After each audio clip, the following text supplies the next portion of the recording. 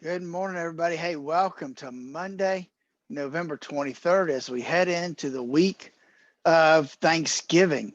So, yesterday or Friday, we kind of closed on a low note. We'll have to see what it looks like as we start out, as another pharmaceutical company comes out talking about the vaccine. Is that helping the futures? We'll talk to Dave about that coming up next. They are no longer called the Chicks. So there. It's 8:37, 23 here before 9.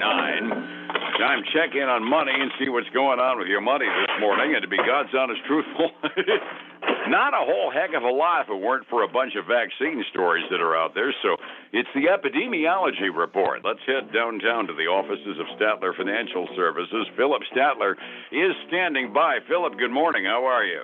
Hey, good morning, Dave. Doing well this morning, and welcome to the week of Thanksgiving.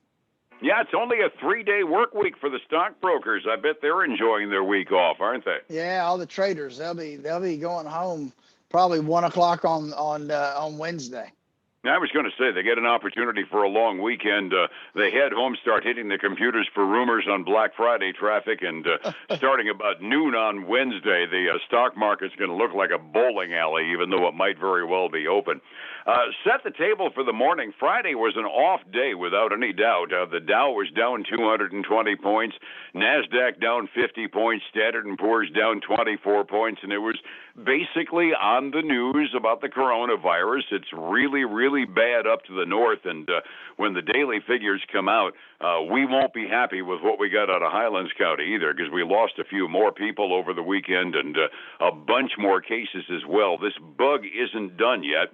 But then we start the morning out, and dagnab AstraZeneca has a vaccine, so that makes 3 of them now, and the market is happy as a clam. It is. They're really liking that we're going to have some options out there. Now, AstraZeneca, I had to really dig because there's some conflicting headlines. You know, the Wall Street Journal said it was 90% effective.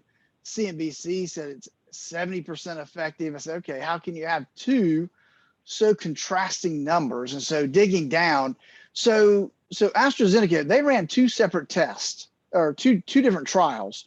One trial was 90% effective with a half a dose up front, and then 30 days later, a full dose of the vaccine.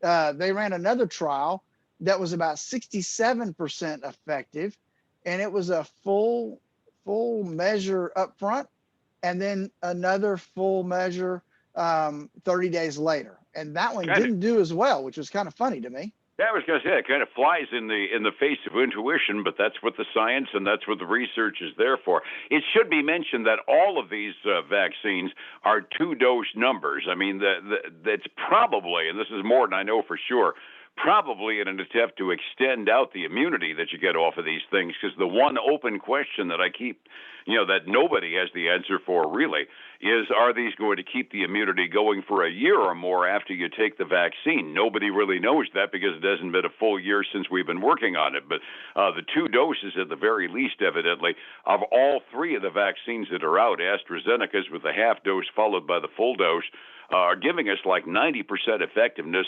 for at least the time frame they've been able to test it, and that's without a doubt good news. Yeah, it definitely is. You're right. The efficiency and how long it's going to last is still something that is an unknown across the board. Hey, I saw this, and I don't know if you know anything about this one or not, but I found it interesting. Eli Lilly got an authorization from Canada for its COVID-19 antibody treatment. Have you seen anything about that? I didn't see the headline per se, but isn't that Regeneron, the stuff that maybe it is. Maybe it is. Yeah, I'm pretty sure that's the stuff they used on President Trump. And there's, I don't remember whether or not the FDA has given that emergency authorization use for our purposes around this country for routine use in the hospitals or not. But it showed some promise, if for no other reason that the speed with which President Trump recovered from his case. Yeah, absolutely. You're right. Yep. I did see some stuff on the headlines this morning about that. But yeah, so it's, it's all about the vaccine right now. And, I think it's important to know how quick are we going to get this thing out there. And I think that you had done some research and saw that it might be quicker than what we think, huh?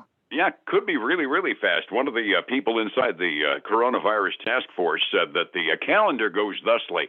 On the 12th of December, the FDA committee that meets to determine whether or not they can issue that emergency authorization for use of a vaccine. They expect that to happen on the 10th of December. And at least one person from inside the task force says that they're ready and locked and loaded and ready to go, at the very least with the Pfizer vaccine, where they pre-ordered a few million doses. They say we could be getting frontline workers getting vaccinated by like the 12th of December. And that I would expect as soon as the first vaccine gets administered, we'll see the market take off like a skyrocket. Yeah, I think we will. You're right. That it will start to. I think that'll have some benefits, both economic and just psychologically for a lot of folks out there. Hey, I want to go back to what I was talking about a minute ago. Eli Lilly and Regeneron are two different companies, Dave.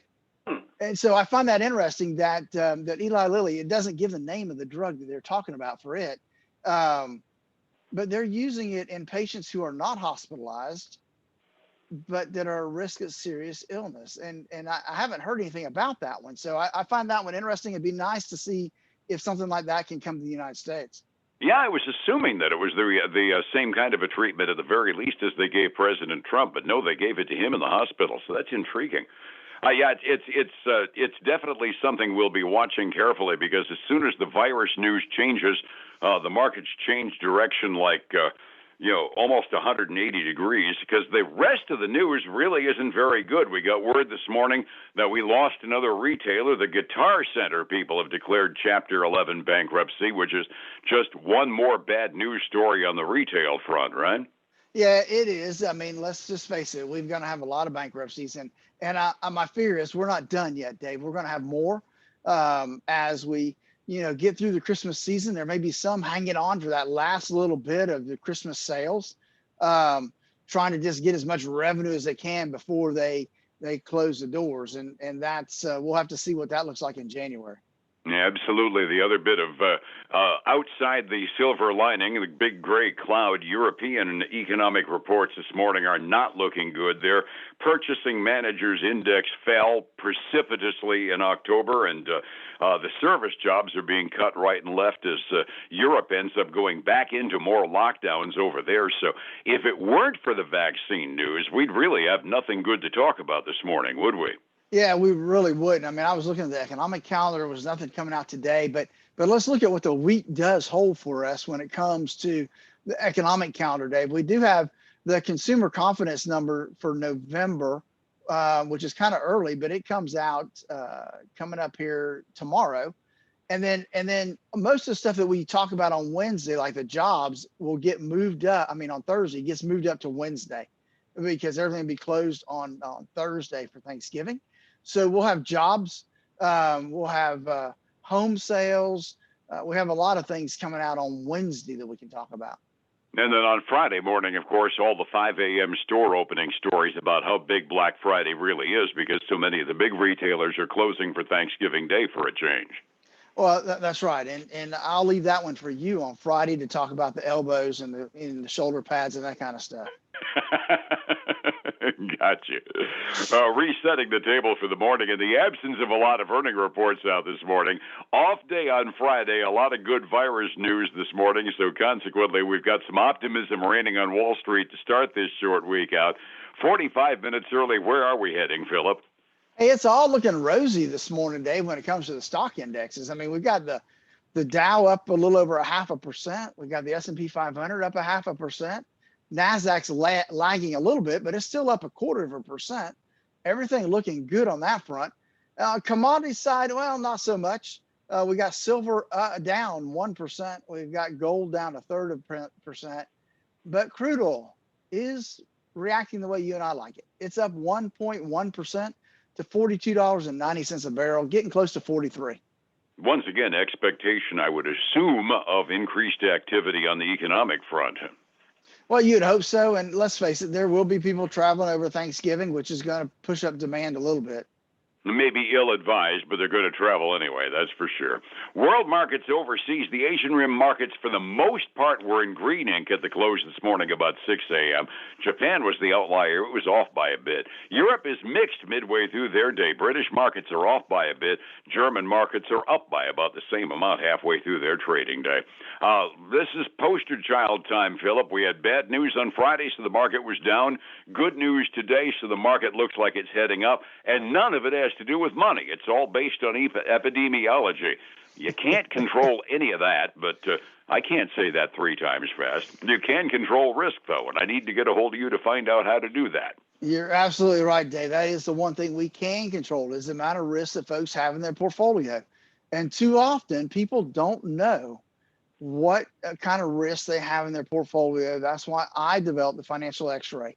Give me a call at 863-382-0037 to schedule your financial x-ray. That's 863-382-0037. Dave, they can also go to my website, statlerfinancial.com. There's a link there to my calendar.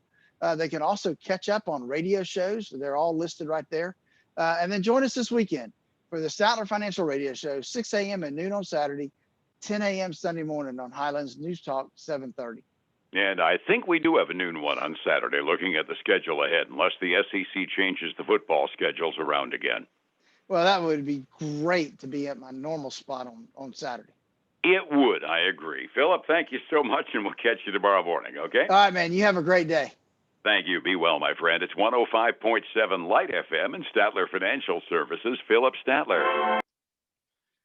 Hey, folks, again, I want to thank you for joining us today. Remember, you can always get access to my calendar by going to my website, statlerfinancial.com. There's a tab there, links directly to my calendar. Would love to sit down and talk to you, or Zoom meeting, whichever you prefer, to kind of walk through what kind of risk you have in your current portfolio. Hey, have a great day. I look forward to speaking to you again tomorrow.